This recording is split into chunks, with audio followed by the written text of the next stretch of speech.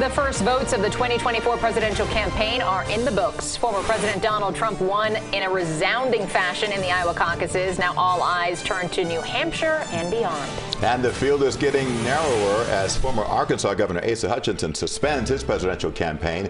That announcement made just before noon today.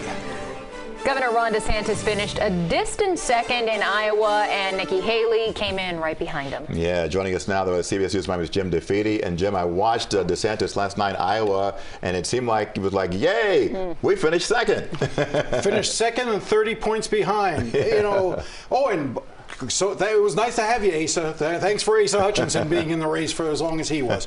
All right, so I've spent the better part of late last night and today talking to folks in the DeSantis campaign and just sort of what their recipe is for going forward. And, you know, I thought I'd share a little bit of that. So essentially, he is in New Hampshire right now. He's getting ready in a little bit to do a town hall with CNN. So although I don't expect him to spend a lot of time in New Hampshire because that's a state that doesn't set up really well for him.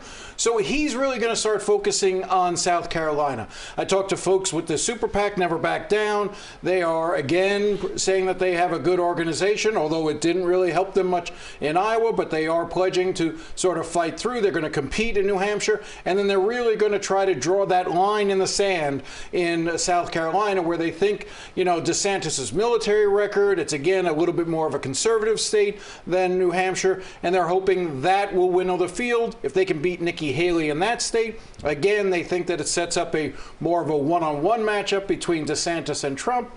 But again, when you're getting 50% of the Republican vote in the Iowa caucus, you know, and overwhelming numbers, it's kind of hard to see a path, but it's early. You mentioned that Donald Trump got 98 of the 99 counties in Iowa. But the other one went to Nikki Haley, but that's where the university is. So what does that say about the demographics that she skews towards? So, look, she's looking for, you know, she did, the only categories that I think she won in were among folks who identify as more liberal Republicans and folks who believe that character and temperament was their main issues. Everywhere else is where Donald Trump won. Donald Trump won among men, among women, among evangelicals, among just about every age group except younger voters. They went to Nikki Haley. You know, he won with Donald Trump won with evangelicals. The only group from the entrance surveys that I saw that Ron DeSantis won were people who believed that abortion was the most important issue for them.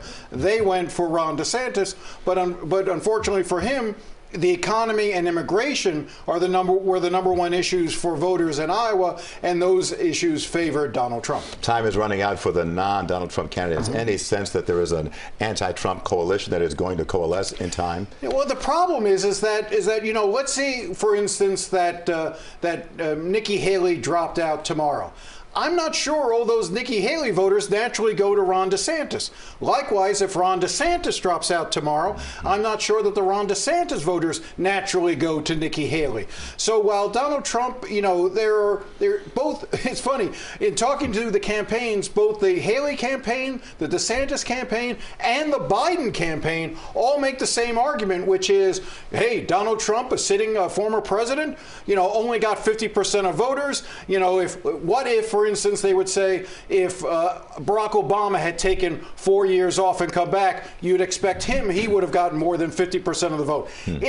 They're clinging to something. They're trying to find an argument that makes it relevant. But, you know, with such a dominant performance for the former president, there may be some signs of trouble. For instance, 1/3 of Iowa voters who attended the caucus said they did find it that if he was convicted of a crime, that he would be unfit for office. If you extrapolate that out, that could be a problem for Republicans and for Donald Trump in a general election. But we're not at a general election yet. And still means 2/3 feel like it would be okay for him to take office. And 2/3 of Iowa caucus voters also said they believe that Joe Biden did not win the 2020 election. It's a very strange world out there. And, you know, when you're dealing in the Republican caucuses and primaries, you're seeing the most extreme of the voters in the Republican Party. And that's what we're talking about right now. It was a microcosm, but just a microcosm. Yeah. Jim, thank you so much. And of course, we'll see you for more analysis on CBS News Miami coming up a bit later.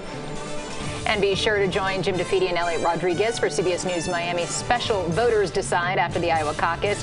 They'll break down what happened in Iowa and what it means as those candidates take their campaigns to New Hampshire and beyond. That's tonight at 7:30, streaming on CBS News Miami, on Pluto TV, and the CBS News app.